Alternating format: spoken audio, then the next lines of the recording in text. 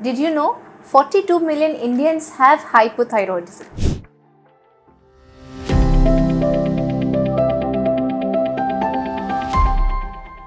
Hi, I'm Afra Naz. मैं एक clinical nutritionist हूँ, सर्टिफाइड डायबिटीज़ एजुकेटर हूँ, स्लिमिंग थेरेपिस्ट हूँ और एक चाइल्ड केयर एडवाइज़र हूँ। आज हम बात करेंगे हाइपोथायरॉयडिज्म के बारे में। सबसे पहले हम लोग जानते हैं कि थायराइड हार्मोन होता कहाँ है और इसके क्या फंक्शंस होते हैं।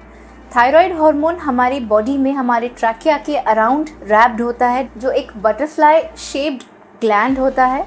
वो एक एंडोक्राइन ग्लैंड है जो हमारी बॉडी की एक्टिविटीज़ को कंट्रोल करता है, लाइक हाउ फास्ट और how slow our hearts are beating, how fast और how slow our metabolism is running.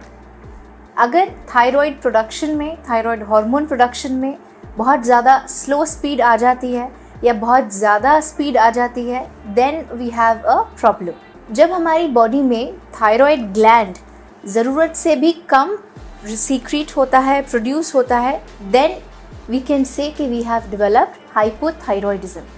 जब हाइपोथायरॉयडिज्म डिटेक्ट होता है तो उसके कुछ सिम्टम्स होते हैं जो हमें लुक आउट करना होता है, like always fatigue, hair fall होना, वेट गेन होना, ऑलवेज वॉर्न आउट होना, कभी भी सो जाना, हमेशा सोने जैसी कैफियत में रहना, कॉन्स्टिपेशन होना, बेसल मेटाबॉलिक रेट यानी BMR स्लो हो जाना।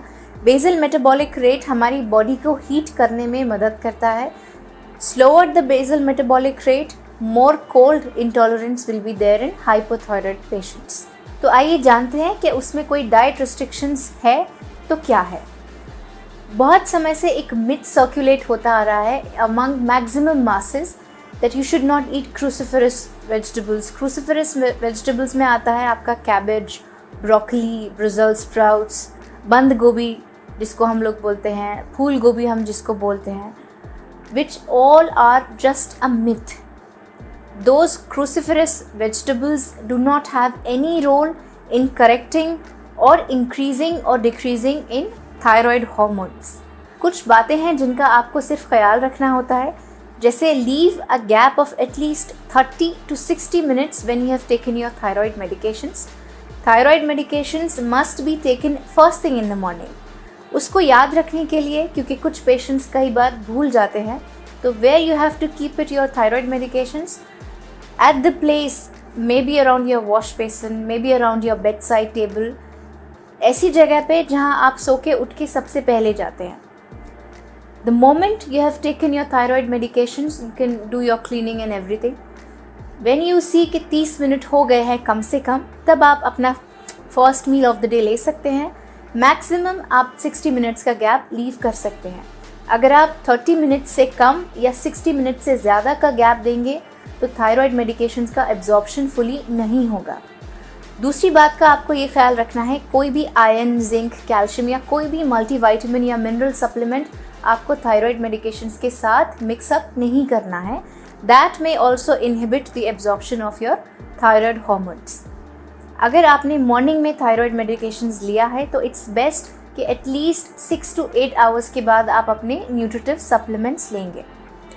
Excessive alcohol या smoking also inhibits the absorption of thyroid hormones. आपको smoking, tobacco consumption, alcohol consumption ये सबको skip करना पड़ेगा if you want your thyroid medications to affect your body to the fullest. From 1 to 3 months of gap you can give for your thyroid medications revisal. आप उसको revise करते रहेंगे, modify करते रहेंगे। अगर आपको एसिडिटी की प्रॉब्लम है और आप एंटासिड्स ले रहे हैं, पेंटोसिड ले रहे हैं, तो उसको भी आपने ध्यान रखना है कि थायराइड मेडिकेशंस के साथ आप ना लें। First thing in the morning you should take and you must take is your thyroid medicines.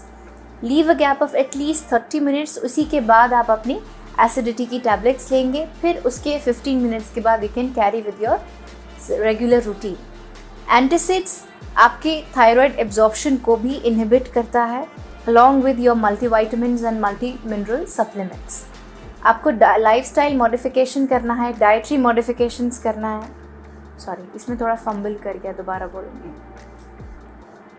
आपको डाइटरी मॉडिफिकेशंस करना है, लाइफस्टाइल मॉडिफिकेशंस करना है। उसमें आता है exercise, better diet, balance diet आपको लेना है. You have to eat all sorts of seasonal fruits. अगर आप डायबिटिक हैं, certain fruits are there which are to be avoided. उसके लिए आप अपने क्लिनिकल न्यूट्रिशनिस्ट या डॉक्टर से कंसल्ट करेंगे. कोई भी डाउट होगा, never skip your medications, never change your dose without consulting your physician. सिर्फ इन्हीं बातों का आपने ध्यान रखना है, otherwise there is no restrictions in hypothyroidism. I hope आपके लिए ये इन्फॉर्मेशन हेल्पफुल रहा होगा. कोई भी अगर आपकी क्वेरी है, कोई क्वेश्चंस हैं, you can leave it in the comments box. Thank you.